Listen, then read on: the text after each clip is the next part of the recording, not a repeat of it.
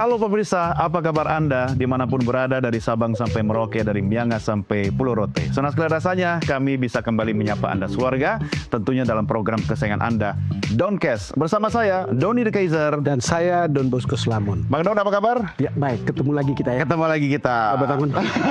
Lama nggak melihat. Tapi ini penting, kenapa saya tanya kabar Bang Don? Iya. Ya, yang penting baik, sehat, bahagia. Karena kita itu sekarang kan tidak pernah lepas dari media sosial, Bang. Betul. Ya kan? Setiap hari kita juga menggunakan gawai yang terkoneksi dengan media sosial. Dan gaduhnya juga luar biasa. Gaduhnya, apa yang Abang paling sering terima informasi lewat medsos? Nggak, termasuk yang sekarang kita banyak kali terima itu adalah kegaduhan kontroversi ijazah Pak Jokowi. Oh ya. Dan gaduhnya itu makin naik sampai pada tahap ketika itu ada gelar perkara. Oke, Dan khusus. sampai khusus kita pula ya? berpikir ini kok lama dan belum selesai.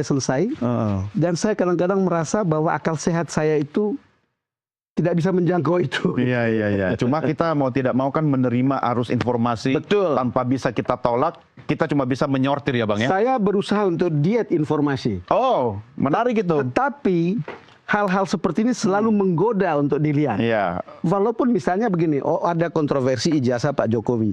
Kata Pak Roy dan kawan-kawan itu ijazah palsu. Iya. Tapi pertanyaan jurnalistik saya selalu mengatakan, apa iya basis tuduhan mereka itu berdasar? Iya. Apakah data dia jangan-jangan ketika misalnya ijazah Pak Jokowi dibuat di Pramuka. Pasar Pramuka. Jangan-jangan apa yang mereka ambil juga dibuat di Pasar Pramuka. Itu yang Makanya semua nanti harus dibuktikan di pengadilan kan. betul. Makanya saya setuju, saya mau pinjam statementnya Bang Don soal kontroversi ijazah. Iya. Ini diksi yang menarik karena kalau kita gunakan ijazah palsu, pasti itu diksi yang digunakan Roy Suryo dan teman-teman. Iya. Ya kan, sementara Pak Jokowi juga lewat laporan ke Polda itu kan jalan terus kan soal perbuatan tidak menyenangkan begitu kita ya. tidak mau ada trial by the press. Ya. Tapi di Doncast nggak ada trial by the Doncast, Bang. Tentu. Kita akan diskusi, kita dudukkan masalah, kita taruh di atas meja kita ini, dan kami hadirkan juga orang-orang yang berkompeten, khususnya kita angkat isu kali ini soal kontroversi ijazah Presiden ke-7 Indonesia Joko Widodo. Kegaduhannya. Kenapa kita bahas soal kegaduhannya? Karena dari matahari terbit sampai tengah malam itu handphone saya tangtung mulu, Bang. Ya kan? Apalagi di newsroom. Oke, Bang Don. Ya. Kita sudah hadirkan di sebelah kanan Bang Don ini sosok yang sudah tidak asing lagi, yang sering juga menghiasi layar Nusantara TV. Ya. Dia juga sebagai pendiri kedai kopi. Saya penggemar pikiran-pikirannya. Saya juga begitu. Karena kalau dia ngomong enak, Ya. easy listening, kontennya oke. Iya, masuk ya. Tapi saya tidak tahu kedai kopi yang dia dirikan itu benar-benar kedai kopi atau kedai politik.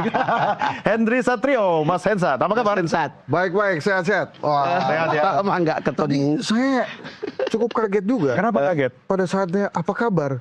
Lah, emang kan jarang ketemu di kantor. Enggak lah. Ya, satu lantai beda ruangan. Tapi ya, kalau sama Mas Hensat ya apa kabar bener ya. Ketemunya biasanya pakai Zoom ya. Juga loh ini. Itu tetap seperti basa-basi, cuman sekali seminggu kita ketemu. Tapi kalau saya tanya apa kabar yang berikutnya, karena orangnya jauh. Jauh. Tidak di Indonesia. Ya kan, saat ini lagi di negeri Belanda. Kabur aja dulu.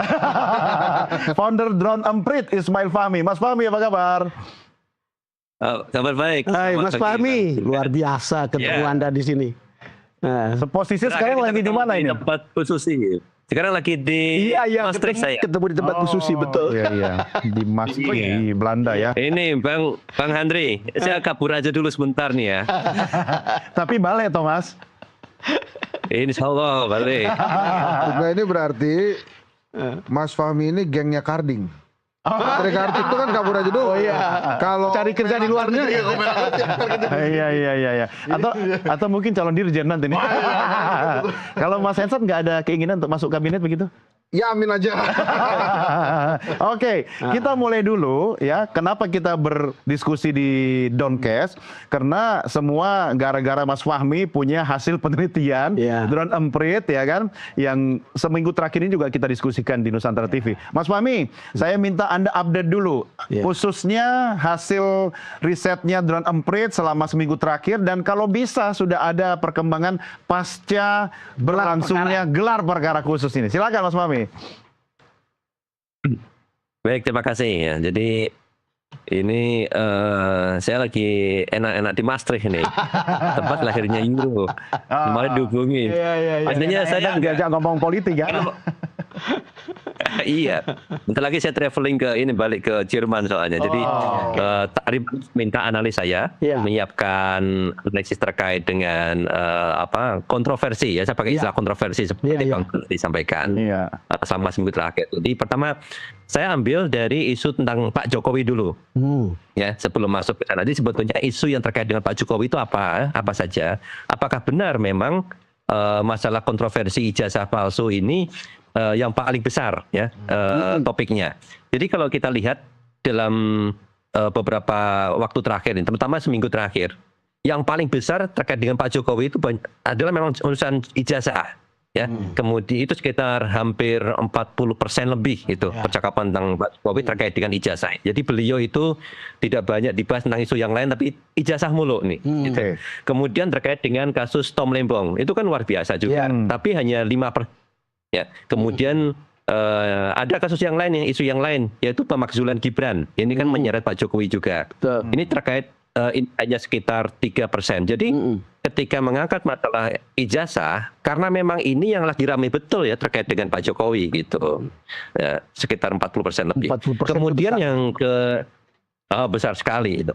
Kemudian kita lihat, jadi isu tentang ijazah ini seperti yang Bang Don ceritakan tadi, ini kenapa kok masih jalan terus ya? Lama sekali, banyak sekali isu dan ini terus yang dikawal seolah itu. Kalau saya lihat di peta sosial network analysis ya, kami coba lihat apa sih yang membuat isu ini kok jalan terus? Karena memang di dalam media sosial itu ada namanya engagement. Faktor engagement itu yang melibatkan orang lain ikut berbicara, orang lain ikut posting, ikut meramaikan, dan petanya luar biasa besar. Ada pro dan kontra, ya. Pro kontra artinya kontra Pak Jokowi lah ya.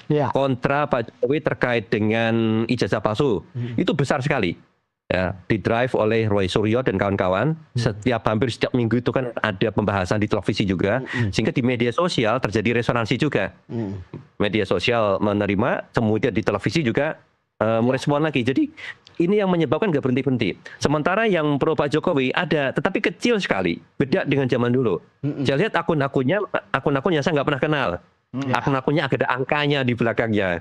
Kalau dulu kan top influencers yang mendukung Pak Jokowi. Sekarang saya lihat itu di dalam kasus kontroversi ijazah ini. Kira-kira demikian ya, kalau saya lihat. Jadi pasca gelar perkara ini isunya juga jadi makin naik ya. Karena itu jadi bahan juga buat mereka yang mendukung Pak Jokowi. Lihat nih, ada ijazah asli atau ini ada hal yang bisa dipakai untuk mendukung Pak Jokowi gitu. Di sisi yang lain, Roy Suryo juga nggak mau kalah kan dengan serangan-serangannya. Artinya Mas Fahmi, pasca gelar perkara khusus malah isu atau nama Jokowi malah makin nambah ya di percaturan media sosial begitu ya? Ya betul. Jadi setiap kali ada isu di media sosial muncul di televisi, begitu di TV muncul di media sosial. Apalagi kalau ada isu namanya offline. Gelar perkara itu bukan lagi online tapi offline. Dan kalau kita lihat ini kan seperti offline gelar perkara. Ini kan jadi dialektika. Tadinya itu berasal dari mana? Kan dari online. Kontroversi dibangun terus-menerus pelan-pelan di dunia online, mendapatkan respon yang sangat bagus dari publik. Bagus dalam artian saya nggak bilang positif negatif ya, tapi sangat bagus dalam si engagement ya. Dimakan sama PUBG sampai ke dunia offline, sampai terjadi gelar perkara. Ini artinya sesuatu yang sangat besar. Karena biasanya online selesai online saja. Kalau ini tidak. Lama sekali itu menjawab kenapa handphone Bang Don nggak berhenti notifikasi tentang ya Bang. Mas Hensat, penjelasan Mas Fahmi kan sudah bisa kita tangkap. Tetapi kan Anda sebagai ahli komunikasi politik, spesialis di situ, lihat kegaduhan seperti ini dari perspektif komunikasi politik. Gimana Mas? Jadi sebetulnya saya melihat langsung ada 3 kubu kan di sini. Kubu yang percaya bahwa ijazah Pak Jokowi asli. kubu yang percaya bahwa itu palsu, dan yang ketiga bodo amat gitu. Ada juga kubu bodo amat. Pasti ada. Anda yang mana, Mas? Anda masuk yang mana? Kalau saya masuk di kubu yang terserah UGM. Oh iya. Ada 4 dong. Ya itu sebetulnya bodo amat itu. Jadi gini maksud saya, kalau di kasus ini kan kita mesti lihat ini ujungnya ada di mana sih. Jadi kalau kita dalam dunia akademisi, ada latar belakang, terus ada tujuan penelitian, nanti hasilnya apa. Nah ini saya belum lihat hasilnya ini mau kemana. Apakah hasilnya ini memang ada keuntungan politik untuk Pak Jokowi atau hanya untuk kepuasan pribadinya Roy Suryo dan teman-teman? Ya. Kalau saya sebagai akademisi memang pada saat UGM menyatakan itu asli, maka saya berpendapat ini asli. Dan Pak Jokowi saya yakin tahu bahwa bebannya itu sekarang ada di UGM. Karena dia ngeluarin, bahkan menurut saya levelnya kepolisian dengan levelnya UGM itu jauh lebih tinggi UGM. Makanya dia jadi rektor UGM sekarang tuh berat banget. Karena harus mempertahankan itu. Saya juga agak aneh sih pada saat kemudian UGM masuk ke arena pagi-pagi dan menyatakan itu asli. Padahal dengan bergulirnya isu ini banyak hal yang muncul tiba-tiba muncul baru lagi. Tapi kalau kita kembali ke pernyataan saya tadi, memang Roy Suryo juga mesti menjelaskan ini ujungnya mau kemana. Apakah kemudian setelah ini juga digugat ijazah SMA-nya Pak Jokowi, karena desas-desusnya SMA 6 Surakarta itu baru ada tahun 86, sementara Pak Jokowi lulus tahun 85, kan nggak mungkin ada tarik mundur kan? Saya sempat ketemu Mas Hen sama Roy Suryo dalam beberapa dialog di Nusantara TV, dan saya tanya ujungnya kemana? Kayaknya berjilid-jilid kata dia.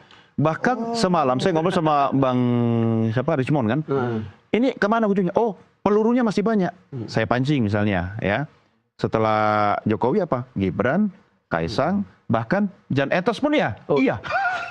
Di sini Roy Suryo buka kaos. Ya. Oh iya. Kaos memperlihatkan bahwa ini masih banyak ini kira-kira itulah. Pelurunya banyak. Tetapi gitu. poinnya kan selalu ada pertanyaannya. Nggak tahu saya, tapi sebagai jurnalis kan kita selalu skeptis. Betul. You punya data itu basisnya valid nggak? Dari mana? Kalau tidak valid itu garbage in, garbage out. Kira-kira begitulah. Sekarang dia bilang valid, tapi kan valid itu kan harus di verify betul begitu. Itu kan sebabnya ketika sampai di Bareskrim bilang tidak ada soal tentang keaslian. Betul. Lalu kemudian dengar mereka bawa data-data yang kemudian diperlihatkan kemarin oleh Roy Suryo. Kembali lagi pertanyaannya, apa itu data valid? Karena ketika kita gampang menuduh misalnya ijazahnya Pak Jokowi itu dicetak di Pasar Pramuka, kan bisa juga sebaliknya. Jangan-jangan yang di bawah ini juga dicetak di Pasar Pramuka. Gitulah. Atau dibikin sendiri. Saya tanyakan juga soal itu, dan jawabannya sangat hakul yakin loh Bang.